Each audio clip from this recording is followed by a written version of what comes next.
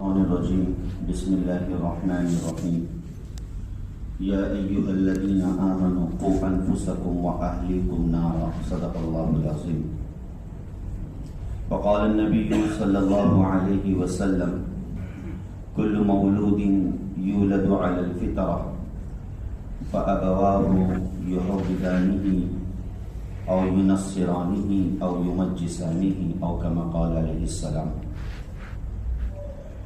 گزشتہ جمعہ میں بات چل رہی تھی تعلیم سے متعلق کہ قرآن اور حدیث میں اور دین اسلام میں تعلیم کی کتنی اہمیت ہے۔ تعلیم کے ساتھ ایک دوسرا لفظ جو عامةً تعلیم کے ساتھ ہی بولا جاتا ہے وہ ہے تربیت۔ کہتے ہیں نا عامةً ایک ساتھ تعلیم و تربیت۔ تربیت کیا چیز ہے؟ وہ الگ بات ہے کہ بسا اوقات ہم تربیت کو تعلیم ہی کے معنی میں شمار کرتے ہیں، مگر اس کی حقیقت کے اعتبار سے تعلیم اور تربیت میں فرق ہے۔ تعلیم اور تربیت میں کیا ہے بھائی؟ فرق۔ تعلیم یہ معلومات کا نام ہے۔ تعلیم کس کا نام ہے؟ معلومات کا۔ جتنی معلومات میں جتنا اضافہ ہوتا چلا جائے گا اتنی تعلیم بڑھتی چلی جائے گی، اور معلومات میں اضافہ، تعلیم میں اضافہ اگرچہ یہ بھی مطلوب ہے، اور مطلوب ہی نہیں بلکہ قرآن کریم کی آیت کے مطابق زیادتی علم کی دعا بھی مانگنی چاہیے۔ اسی لیے ہمیں سکھلایا گیا ہے نبی کریم صلی اللہ علیہ وسلم کی زبانی وَقُلْ رَبِّ زِدْنِي عِلْمًا۔ قرآن کی آیت ہے رب زدنی علما، اے اللہ، اے میرے رب، میرے علم میں زیادتی عطا فرما۔ زیادتی دعاؤں میں، مال و دولت میں زیادتی اگرچہ دعا میں یہ نہیں مانگی گئی۔ آپ دعاؤں میں کہیں بھی دیکھ لیں اللہ کے رسول صلی اللہ علیہ وسلم کی دعاؤں میں کہ اللہ کے رسول صلی اللہ علیہ وسلم نے ایسی دعا کبھی نہیں مانگی کہ اللہ مجھے کثرت سے مال عطا کر، کثرت سے دنیا عطا کر۔ تو دنیا اور مالداری میں زیادتی کی دعا کبھی نہیں مانگی گئی، مگر علم میں زیادتی کی دعا مانگی گئی کہ اللہ میرے علم میں زیادتی عطا فرما۔ جتنا علم ملے اتنا کم ہے، جتنا علم ملے اتنا کم ہے، مگر علم بحیثیت علم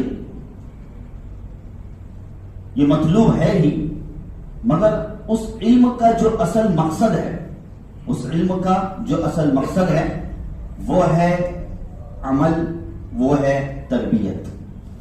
اسی عمل کو آپ تربیت کہہ سکتے ہیں، اسی علم کے مقصد کو آپ تربیت کہہ سکتے ہیں، اسی علم کے ما حصل کو آپ تربیت کہہ سکتے ہیں۔ کہ اگر فقط علم ہو اور تربیت نہ ہو، فقط علم ہو اور تربیت نہ ہو تو ظاہر ہے کہ وہ علم غیر نافع بنتا ہے، جو گزشتہ جمعے میں اس سلسلے میں بات کی گئی کہ علم کی دو قسمیں۔ اللہ کے رسول صلی اللہ علیہ وسلم نے علم نافع کی دعا مانگی، اور جو علم نفع مند نہ ہو اس علم سے اللہ کے رسول صلی اللہ علیہ وسلم نے پناہ مانگی ہے۔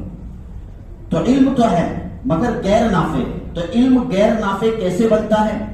یعنی نفع دینے والا نہیں بنتا ہے۔ یہ کب؟ جبکہ اس علم کے ساتھ تربیت جڑی ہوئی نہ ہو، اس تعلیم کے ساتھ تربیت جڑی ہوئی نہ ہو، اس کا مقصد جڑا ہوا نہ ہو، تو وہ علم غیر نافع بن جاتا ہے، وہ علم غیر نافع بن جاتا ہے۔ اسی لیے اسلام میں تربیت کا بڑا اعتبار ہے، اسلام میں تربیت کا بڑا اعتبار ہے۔ اللہ کے رسول صلی اللہ علیہ وسلم کے جو بعثت کے مقاصد ہے کہ کس مقصد کے تحت نبی کریم صلی اللہ علیہ وسلم کو دنیا میں بھیجا گیا، ان مقاصد میں ایک اہم میں مقصد تربیت ہے، ان مقاصد میں ایک اہم میں مقصد تربیت۔ جیسے دعا میں آتا ہے ربنا وبعث فیہم رسولا، حضرت ابراہیم علیہ السلام دعا مانگ رہے کہ اللہ ہماری نسل میں سے ایک ایسا رسول بھیج۔ کیسا رسول بھیج؟ تو اس رسول کے مقصد کو حضرت ابراہیم علیہ السلام دعاؤں میں ذکر کر رہے ہیں، ربنا وبعث فیہم رسولا، کہ اللہ ان لوگوں میں ایسا رسول بھیج یتلو علیہم آیاتی، جو تیری آیتوں کی تلاوت کرے، یتلو علیہم آیاتی کا، وَيُعَلِّمُهُمُ الْكِتَابَ وَالْحِکْمَةَ، اور کتاب اور حکمت کی تعلیم دے، کتاب اور حکمت کی تعلیم دے، اور آگے ذکر فرمایا وَيُزَكِّيهِمْ، اور ان کا کیا کرے؟ تزکیہ کرے۔ تو یہ تزکیہ در حقیقت تربیت کا نام ہے۔ تزکیہ کس کا نام ہے؟ تربیت، کہ آنے والا رسول جو اپنے بعثت کے مقصد کے تحت دنیا میں آ رہا ہے تو اس کا ایک خاص سے مقصد کہ اپنی امت کی وہ تربیت کرنے والا بنے۔ ہمارے نبی صلی اللہ علیہ وسلم مجموعی طور پہ اپنی امت کی تربیت کرنے کی خاطر دنیا میں آئے ہیں۔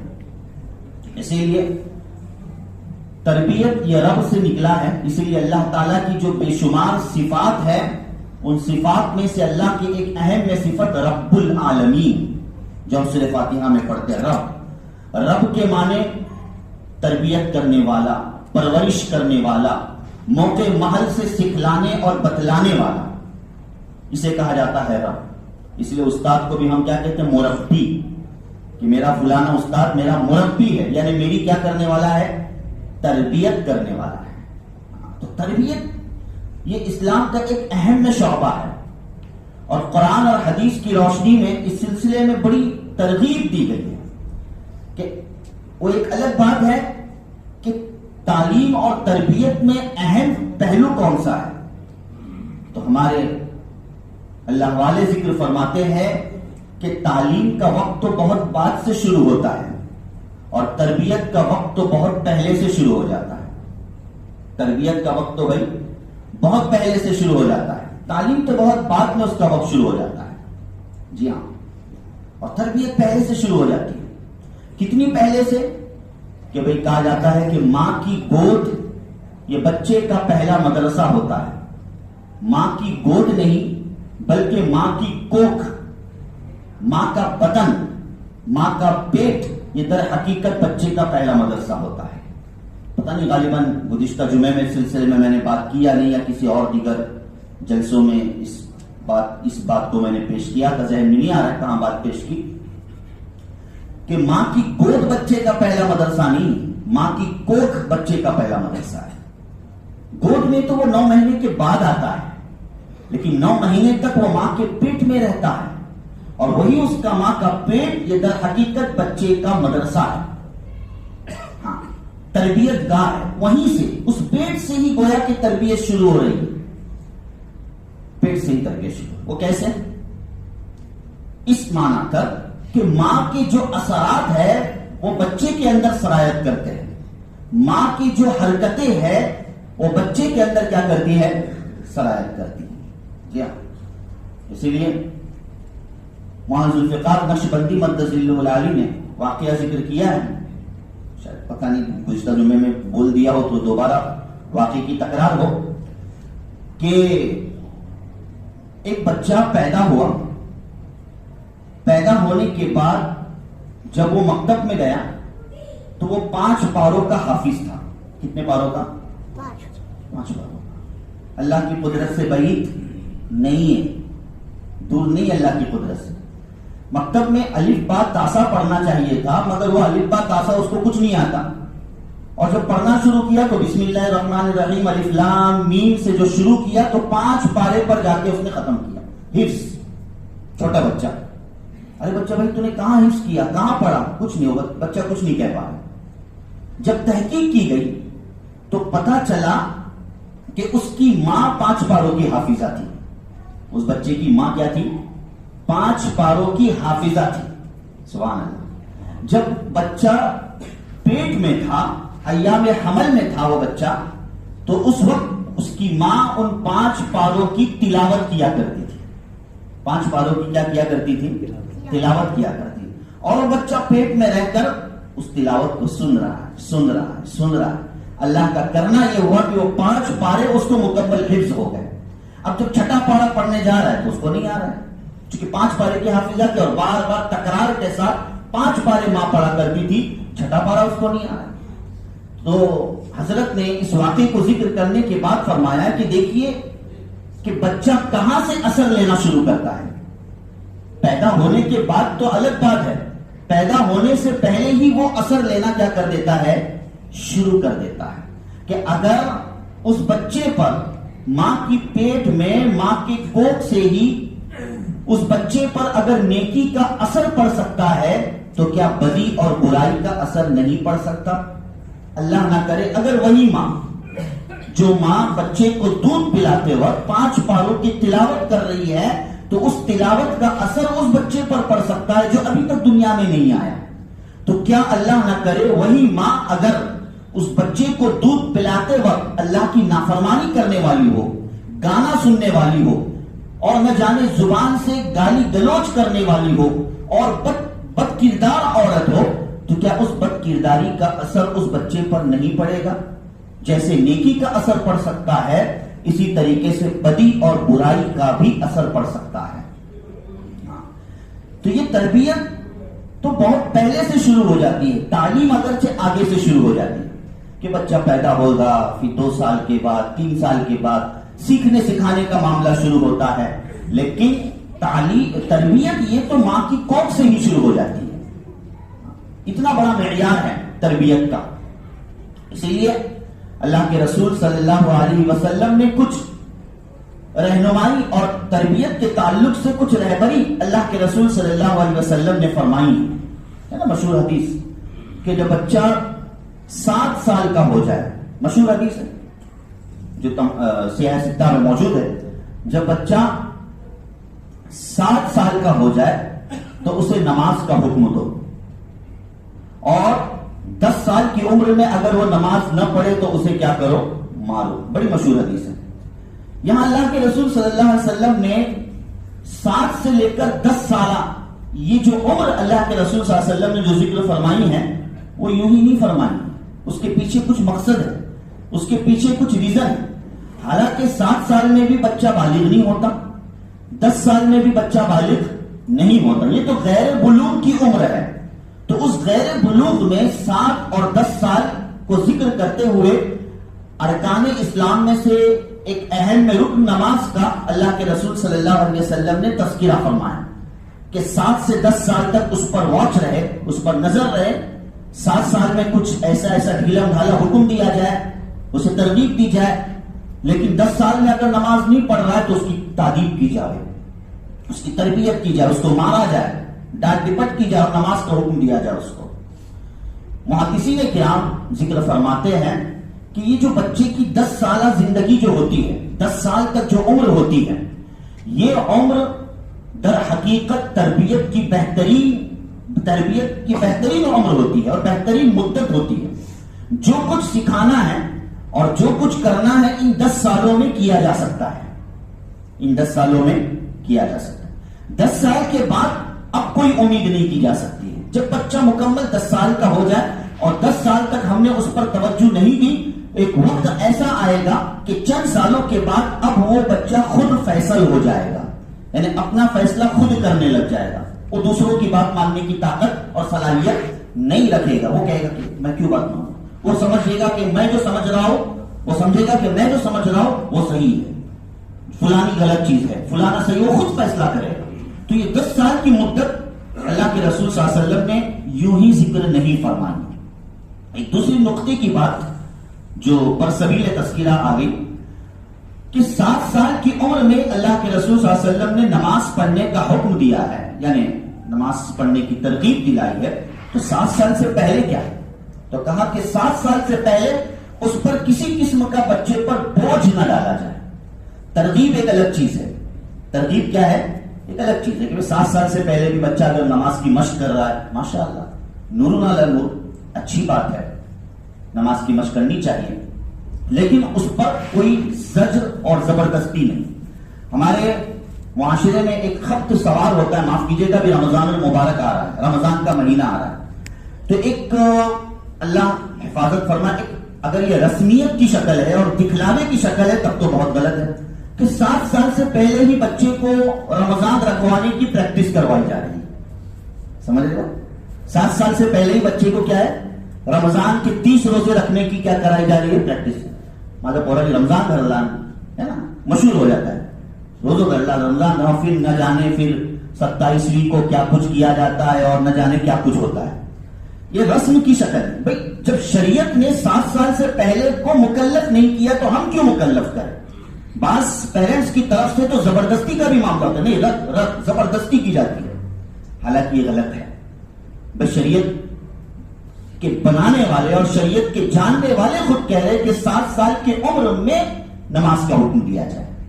اس سے پہلے کہ بھئی اگر ایسا ہی ہوتا تو 5 سال کی مدت دی جاتی تھی، 4 سال کی مدت دی جاتی تھی. 7 سال کیوں کہا گیا؟ اس کے پیچھے کچھ حکمت ہے، اس کے پیچھے کچھ وجہ ہے. اس لیے خدا دینی احکامات کو ہم رسمیت کی شکل نہ دیں اور اپنی عزت اور اپنی کریڈٹ کا ذریعہ نہ بنائیں. ٹھیک ہے، ایک آدھ روزہ 7 سال سے پہلے بچہ خود شوقیہ طور پہ رکھنا چاہ رہا، مطالبہ کر رہا ہے، رکھ لیا، درمیان میں توڑ دیا، اس کا اپنا مسئلہ. ہماری طرف سے کچھ اس کے اوپر پریشر اور یہ کہ زبردستی کا معاملہ کہ رمضان رکھنا ہی ہے، ایسا نہیں ہونا چاہیے. خود شریعت نے ہی اس کا ہم کو مکلف نہیں بنایا ہے. تو بہرحال تربیت اسلامی نقطہ نظر سے ایک بہت ہی بہترین اثاثہ ہے اور شریعت کی طرف سے ایک بہترین حکم ہے. اور اللہ کے رسول صلی اللہ علیہ وسلم نے چھوٹی چھوٹی چیزوں پر، بچوں کی چھوٹی چھوٹی باتوں پر نظر رکھنے کی ترغیب و تلقین دی ہے. ایک عورت نبی کریم صلی اللہ علیہ وسلم کے سامنے ایک بچے کو بلا رہی تھی. ایک بچے کو کیا کر رہی تھی؟ بلا رہی تھی. اور مٹھی میں جیسے کچھ اس نے چھپایا ہو، جیسے ہم بچوں کو بلاتے نا کہ آجا دیکھو کچھ کھانے کو، چاکلیٹ دوں گی، اس طریقے سے. تو وہ بچے کو بلا رہی تھی. نبی کریم صلی اللہ علیہ وسلم، وہ بچہ نہیں آ رہا تھا. نبی کریم صلی اللہ علیہ وسلم اس خاتون کے پاس گئے اور کہا کہ کیا تمہارے ہاتھ میں یقیناً کوئی چیز تھی جس کے ذریعے سے تم بچے کو بلا رہے تھے؟ کہا ہاں اے اللہ کے رسول صلی اللہ علیہ وسلم، میرے ہاتھ میں کھجور تھی. میرے ہاتھ میں کیا تھی؟ کھجور تھی کہ اگر وہ بچہ آ جاتا تو میں اس کو کھجور دے دوں. نبی کریم صلی اللہ علیہ وسلم نے فرمایا اگر تمہارے ہاتھ میں کھجور نہیں ہوتی تو وہ ایک جھوٹ ہوتا جس جھوٹ کو فرشتہ لکھ دیتا. اللہ، ایسی چیزوں کی طرف تو ہمارا دھیان بھی نہیں جاتا. ہم اس کو جھوٹ سوچنا تو درکنار، یہ تو ہم ایک دل لگی کی چیز سمجھ لیتے ہیں. وہ پہلے زمانے میں ہم بھی جب چھوٹے تھے تو ایسا کیا جاتا ہے، چاکلیٹ کے لیے ایسی انگلی چھوٹی سی کر دی جاتی تھی، آپ چاکلیٹ دیتے بچے کو اس طریقے سے، جو بچہ آ جاتا تھا سب کھول دیتے تھے، کچھ بھی نہیں. یہ سب چیزیں چھوٹی چھوٹی چیزوں پر اللہ کے رسول صلی اللہ علیہ وسلم نے نظر رکھنے کی ترغیب دی. ایک دفعہ صدقے کی کچھ کھجوریں رکھی ہوئی تھی. حضرت حسن رضی اللہ تعالیٰ جو چھوٹے صحابی تھے، چھوٹے بچے تھے، تو انہوں نے ایک کھجور اپنے منہ میں ڈال دی. جو ہی اللہ کے رسول صلی اللہ علیہ وسلم نے دیکھا، اللہ اکبر، حدیث کے الفاظ، اللہ کے رسول صلی اللہ علیہ وسلم نے دیکھتے ہی فرمایا کخ کخ. یہ الفاظ ہے حدیث میں. کخ عربی میں کہتے کہ تھوک دے. تھوکنا ایسے ہی نہیں، بالکل جلدائی کے ساتھ تھوک دے. کخ کخ یعنی فوراً یہ کھجور نکال. ارے کیا ہے، ایک کھجور پیٹ میں چلی گئی، کیا فرق پڑتا ہے، بچہ ہے. یہ ہمارا معاشرہ، یہ بچہ ہے، کھا لیا، کیا فرق پڑتا ہے. ارے بھائی دوسرے کی، ارے کیا فرق پڑتا ہے، چھوٹا بچہ. اللہ کے رسول صلی اللہ علیہ وسلم فرمایا کخ کخ. اور وہ کھجور جو بالکل نگلنے کے قریب تھے، حضرت حسن رضی اللہ تعالیٰ عنہ، نبی کریم صلی اللہ علیہ وسلم نے ان کے منہ مبارک سے زبردستی اس کھجور کو نکلوایا اور کہا آل محمد کے لیے صدقہ جائز نہیں ہے. اللہ اکبر، آل محمد کے لیے صدقہ جائز نہیں. کتنا ہمارے پیرنٹس اور ہمارے ذمہ دار اس سلسلے میں توجہ کرتے ہیں کہ ہماری اولاد کے جسم کے اندر حرام کا ایک لقمہ اور ایک تنکا بھی نہیں جانا چاہیے. کتنے ہمیں اس سلسلے میں متفقی رہنے کی ضرورت ہے. اور کسی دوسروں کی چیز بغیر اجازت کے لینا، یہ بچوں پر خصوصیت کے ساتھ ہماری نظر ہونی چاہیے. یہ سب چیزیں تربیت کے زمرے میں اور یہ سب چیزیں تربیت کے دائرے میں اترتی ہیں. اس سلسلے میں ہمیں بہت توجہ دینے کی ضرورت ہے. اس لیے ایک چھوٹے صحابی اللہ کے رسول صلی اللہ علیہ وسلم کے سامنے آئے، چھوٹے تھے اور کھانا کھانے لگے، یہاں وہاں سے ادھر ادھر سے کھانا کھا رہے تھے. نبی کریم صلی اللہ علیہ وسلم نے ان بچے کا ہاتھ پکڑ لیا اور انہیں تربیت سکھلائی کہ وہ کل مما یلیک وہ کل بیمینک، کہ دائنے ہاتھ سے کھاؤ، وہ مما یلیک، اور جو سامنے سے ہے وہیں سے کھاؤ. یہ تربیت سکھلا رہے. ایک چیز یاد رکھیے گا، چھوٹا جو بچہ ہوتا ہے نا، اکثر جب تک اس کو سکھایا نہ جائے، کبھی غور کیجئے گا کہ وہ چھوٹا بچہ کھانے پینے میں یا کسی چیز کے لینے میں رائٹ ہینڈ کی بجائے لیفٹ ہینڈ کا پہلے استعمال کرتا ہے. کبھی غور کیجئے گا. سیدھے ہاتھ کے مقابلے میں الٹے ہاتھ کا پہلے استعمال کرتا ہے. حالانکہ صحیح اور سنت طریقہ کیا ہے؟ کسی چیز کو لینے دینے میں کون سا ہاتھ یوز ہونا چاہیے؟ سیدھا. کھانے پینے میں کون سا ہاتھ یوز ہونا چاہیے؟ سیدھا. لیکن بچہ جو چھوٹا ہوتا ہے وہ پہلے لیفٹ ہاتھ کو بڑھاتا ہے. یہ اللہ کی طرف سے ہے کہ اب والدین کے لیے یہ مقام اور یہ بات چھوڑی ہوئی ہے کہ اب اس بچے کے اندر وہ کردار پیدا کرے. وہ بچہ تربیت یافتہ نہیں آیا ہے بلکہ یہ تربیت والدین کے ذمہ ہے کہ اب اس کو یہ سکھلائے کہ بھائی الٹا ہاتھ نہیں بلکہ سیدھے ہاتھ کا استعمال کرے، تاکہ وہ بچہ سمجھے بچپن ہی میں کہ شاید الٹا ہاتھ استعمال کرنا اور یہ ہاتھ استعمال کرنا کسی بھی چیز میں غلط ہے. اب وہ سیدھے ہاتھ کا استعمال کرتے رہے گا، اس کی اہمیت اس کے دل میں اجاگر ہوگی.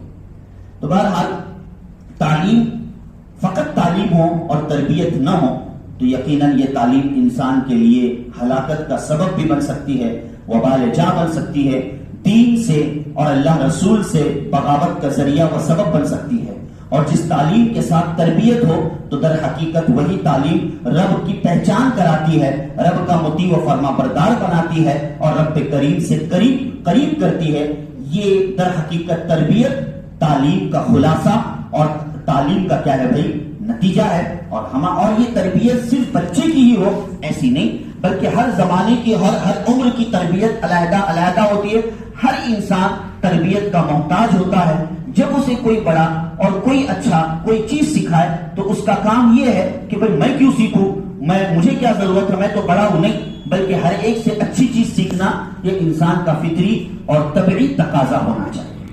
بہرحال چونکہ انشاءاللہ رمضان المبارک کی حیثیت سے آئندہ رمضان آئے گا چند دن کے بعد، ایسا سمجھ لیجئے گا خلاصہ کلام کہ 2 سال کے بعد رمضان آیا ہے. کتنے سال کے بعد رمضان آیا ہے؟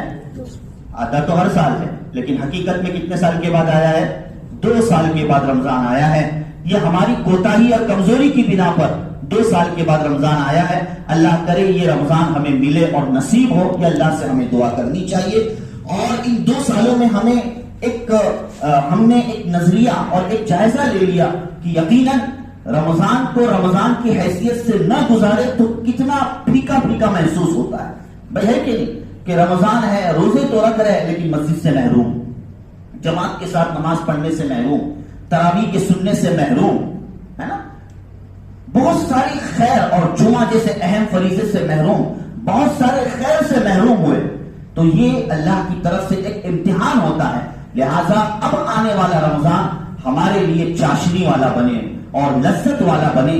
اس کے لیے ہمیں چاہیے کہ ہم کمر بستہ ہو جائے اور رمضان کا خوب محنت کے ساتھ اور جد و جہد کے ساتھ رمضان کا ہم استقبال کرنے والے بنے.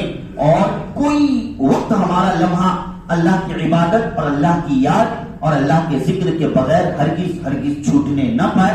اور خصوصیت کے ساتھ اس ماہ مبارک میں تراویح کا اہتمام کرنے والے بنے. یہ اللہ کی طرف سے ایک بہت بڑی نعمت ہے. اسی لیے اس جگہ پر میں نے کہا کہ تراویح ظاہر ہے کہ رمضان میں اگر ہم پڑھ رہے ہیں تو یہ سنت ہے. رمضان میں پڑھ رہے ہیں تو یہ کیا ہے؟ سنت ہے.